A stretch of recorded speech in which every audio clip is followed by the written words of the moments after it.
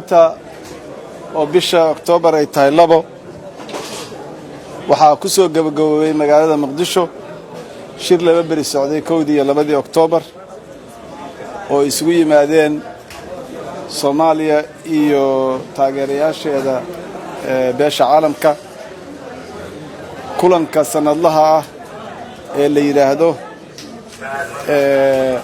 Somali Partnership Forum kulankaas oo ah kii afraad oo la qabto laba waxay ka dhacday hadda ka hor magaalada Brussels ee dalka Belgium xarunta European Unionka labana waxay ka dhacday Soomaaliya oo kii ugu dambeeyay oo ahaa maanta ka soo qaybgalayaashu waxay qiimeeyeen horumarkii la sameeyay ilaa iyo shirkii ugu dambeeyay shirweynihii ugu dambeeyay bishii July 2018 waxayna isku raaceen in wax laga qabto arrimaha dhiman ama caqabadaha haray beesha caalamku waxay aqoonsatay horumarka ay Soomaaliya sameysay waxayna ku amaaneen madaxda dawladda federaalka Soomaaliya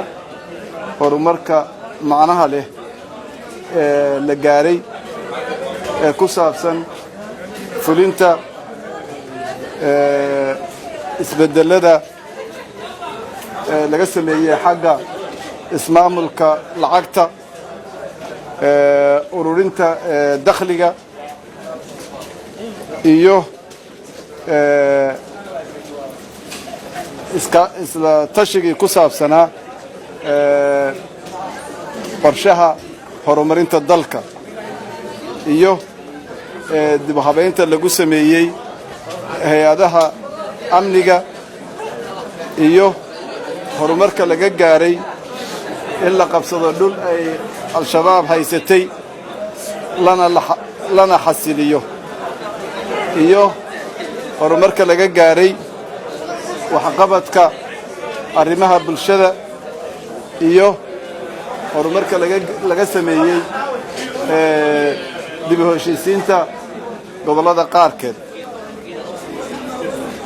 waxaa la isla qiray inay jiraan wali caqabado ama taxadiyaad ay tahay in laga gudbo kuwaasoo ay ka mid yihiin in shaqo loo abuuro dhalinyarada in dhaqaalaha la kobciyo in la sii wado la dagaalanka al-shabaab iyo in maaragtay arrimaha bani aadamnimada dhibaatooyin ka dhasha guul laga gaaro oo la abuuro waxa la yidhaahdo resilience ama adkaysi ku saabsan dhibaatooyinka bini'aadamka iyo in asaaska loo dhigo wadatashiga siyaasadeed iyo in la xoojiyo oo la ixtiraamo xuquuqul insaanka iyo in haweenka iyo dadka laga badan yahay la siiyo ka qaybgal iyo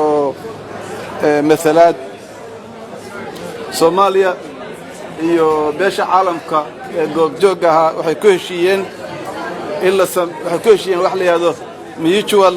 accountability framework oo ah isla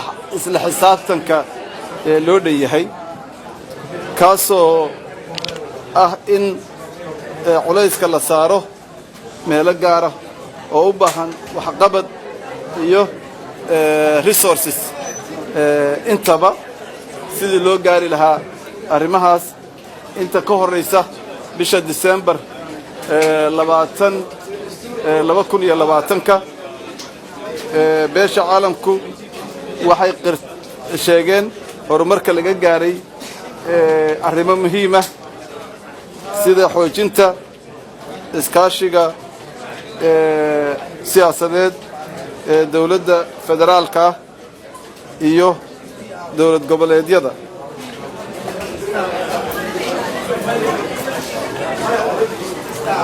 taasoo taasoo la sii horumarin karay madaxda Soomaaliyeedna way direen in horumarka arrinta laga gaaraa ay muhiim u tahay in horumar badan laga sameeyo arrimaha siyaasadda amniga iyo hagaajinta ama dib u habeynta arrimaha dhaqaalaha taasoo uga baahan commitment ama uga baahan dadaal dawladda dhexe dawladda federaalka Soomaaliya iyo dawlad goboleedyada madaxdooda